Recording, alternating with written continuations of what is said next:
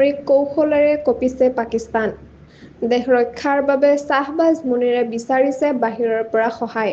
নমস্কাৰ, অসম নিউজ এক্সপ্ৰেছলৈ আপোনালোকক স্বাগতম। আজিৰ মুখ্য সংবাদ, ভাৰতৰ সামৰিক অনুশীলন আৰু প্ৰতিৰক্ষা ব্যৱস্থাৰ আধুনিকীকৰণেৰে গভীৰ চিন্তাৰ সন্মুখীন হৈছে পাকিস্তান। শ্বাহবাজ শ্বৰীফ আৰু সেনাপ্ৰধান আসিম মুনীৰৰ নেতৃত্বত পাকিস্তান এতিয়া ইৰাণ, চীন আৰু তুৰস্কৰ পৰা সহায় বিচাৰি ফুৰিছে। ভাৰতৰ পৰা অহা শেহতীয়া সংকেতে স্পষ্টকৈ কৈছে, যদি পাকিস্তানে পুনৰ যুদ্ধবিৰতি ভংগ কৰে, তেন্তে সীমান্তত সংঘাত আৰম্ভ কৰে, তেন্তে ভাৰতৰ সম্পূৰ্ণ সামৰিক অভিযান আৰম্ভ কৰিব। ভাৰত সম্ভাৱ্য তিনিমুখী যুদ্ধ অভিযান। ভাৰতৰ প্ৰস্তুতি কোনো সাধাৰণ নহয়।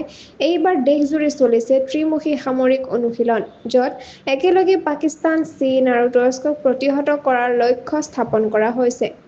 চীন বা তুৰস্কৰ পৰা অহা সহায় যেনে ড্ৰোন, অস্ত্ৰ বা যুদ্ধ জাহাজ যদি পাকিস্তানলৈ প্ৰেৰণ কৰা হয়, তেন্তে সেইবোৰকো লক্ষ্য কৰি নিঃশেষ কৰাৰ পৰিকল্পনা চলিছে। ভাৰতৰ শক্তিশালী অস্ত্ৰ আৰু প্ৰতিৰক্ষা কৌশল। ভাৰত এতিয়া সম্পূৰ্ণৰূপে সাজু।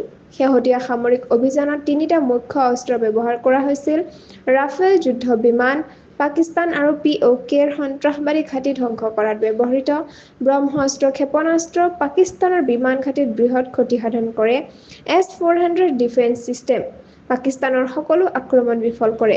এইবোৰৰ উপৰিও ভাৰতৰ ওচৰত আছে আকাশ 70 পৰা 80 কিলোমিটাৰ ৰেঞ্জ বৰাক-8, 70 পৰা 100 কিলোমিটাৰ ৰেঞ্জ ইজৰাইলৰ সহায়ত বিকশিত স্পাইডাৰ, 20 পৰা 30 কিলোমিটাৰ ৰেঞ্জ ইগলা-S, 10 পৰা 15 কিলোমিটাৰ ৰেঞ্জ। এই ব্যৱস্থাবোৰে এটা শক্তিশালী বায়ু প্ৰতিৰক্ষা চক্ৰব্যূহ গঢ়ি তুলিছে।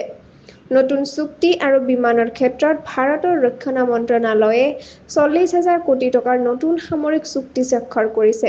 এই চুক্তিৰ অধীনত 20খন সুখয় জেটত ব্ৰহ্মস্ত্ৰ স্থাপন কৰা হ'ব। ফ্ৰান্সৰ পৰা অহা 26খন নতুন ৰাফেল অহা পথত। ভাৰতীয় বায়ুসেনাই শীঘ্ৰে 12খন তেজছ জেট লাভ কৰিব আৰু S-400 চুক্তিৰ বাকী 7খন প্ৰতিৰক্ষা ব্যৱস্থা 2025ৰ শেষৰ ফালে আহিব।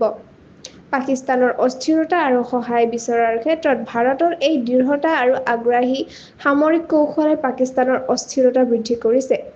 তেওঁলোকে এতিয়া চীন, তুৰ্কী আৰু ইৰাণৰ পৰা সহায় বিচাৰি ভিক্ষা কৰিছে। শ্বাহবাজ শ্বৰীফ ইৰাণলৈ ভ্ৰমণৰ পৰিকল্পনা কৰিছে, য'ত অস্ত্ৰ আৰু সামগ্ৰী সহায় বিচৰাৰ সম্ভাৱনা আছে। ভাৰত এতিয়া কেৱল আত্মৰক্ষাৰ বাবে নহয়, সম্ভাৱ্য আগ্ৰাসীৰ বিৰুদ্ধে আগতীয়া প্ৰত্যাঘাত কৰিবলৈও সাজু সম্পূৰ্ণৰূপে। পাকিস্তানে যদি পুনৰ সীমান্তত উচ্ছৃংখলতা সৃষ্টি কৰে, তেন্তে ইয়াৰ ফল হ'ব সম্পূৰ্ণ ধ্বংস। এইবাৰ ভাৰতে কোনো ধৰণৰ ছাৰ দিয়া নহ'ব। সংযুক্ত হৈ থাকক অসম নিউজ এক্সপ্ৰেছ চেনেলটোৰ লগত। চেনেলটো লাইক, কমেণ্ট, শ্বেয়াৰ, ছাবস্ক্ৰাইব কৰিবলৈ নাপাহৰিব। লগতে কাষতে থকা বেল আইকনটো দবাবলৈ নাপাহৰিব। ধন্যবাদ।